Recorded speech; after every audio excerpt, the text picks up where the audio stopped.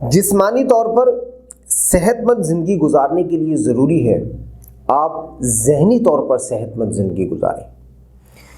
अब एक इंसान अपनी ज़हनी सेहत को कैसे बरकरार रख सकता है, ज़हनी अमराज से कैसे बच सकता है, अगर हम यहाँ इस्लामी नुक्ता नज़र को समझने की कोशिश करें और इंसान की नफ्सियात को समझने की कोशिश करें तो हमें ये बात समझ आती है कि जिन लोगों के कौल और फ़ील में तज़ाद पाया जाता है वो ज़हनी तौर पर सेहतमंद ज़िंदगी नहीं गुजारते। कौल और फ़ील का तज़ाद इंसान की ज़हनी सलाहियत को कमज़ोर करता है। मसलन हम ये कहते हैं कि हमारे मज़हब ने हुक्म दिया है अमन और भाईचारे का, लेकिन हम दूसरों के साथ जुल्म करते हैं, ज़्यादती करते हैं, हम दूसरों के साथ दिल आज़ारी करते हैं, हम यहाँ अपने कौल और फ़ेल में तज़ाद करते हैं। हमारे मज़हब ने हमें हुक्म दिया है कि आप झूठ नहीं बोलेंगे, आप बेईमानी नहीं करेंगे, आप ख़ुद गर्ज़ी में मुब्तला नहीं होंगे, लेकिन हम अपनी ज़िंदगी के अंदर ख़ुद गर्ज़ी में मुब्तला होते हैं, हम झूठ बोलते हैं, हम बेईमानी करते हैं।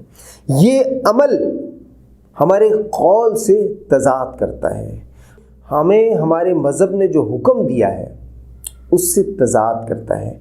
ये तज़ाद हमारी ज़हनी सेहत को मुतासिर करता है। हम अपनी ज़िंदगी के अंदर मसाजिद के बनाने पर पूरी कोशिशें सर्फ करते हैं, लेकिन अपने ईमान और यकीन की कमज़ोरी को समझने की कोशिश नहीं करते। हम इल्म के हासिल करने की पूरी कोशिश करते हैं, साथ अमल करने से हम दूर रहते हैं। इसी तरीके से हम डिग्री तो हासिल करना चाहते हैं, लेकिन साथ साथ नक़ल के ज़रिए हम डिग्री हासिल करना चाहते हैं। यानी हम अमली ज़िंदगी के अंदर जो कहते हैं उस पर अमल नहीं करते, जो हमारे मज़हब ने हमें हुक्म दिया है हम उस पर अमल नहीं करते।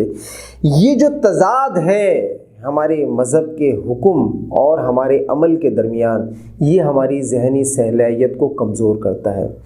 आप ज़हनी सलाहियत की कमज़ोरी से बचना चाहते हैं, ज़हनी तौर पर सेहतमंद ज़िंदगी गुजारना चाहते हैं, कौल और फ़ेल के तज़ाद से निकल जाए। अपनी ज़िंदगी के अंदर कौल और फ़ेल का तज़ाद ना पैदा करें, आप ज़हनी तौर पर सेहतमंद ज़िंदगी गुजारेंगे। जो इल्म आप हासिल करते हैं उस पर अमल करें। जिस चीज़ के लिए आप सोच पैदा करते हैं और वो सोच बेहतर है, आप उस पर अमल करने की कोशिश करें।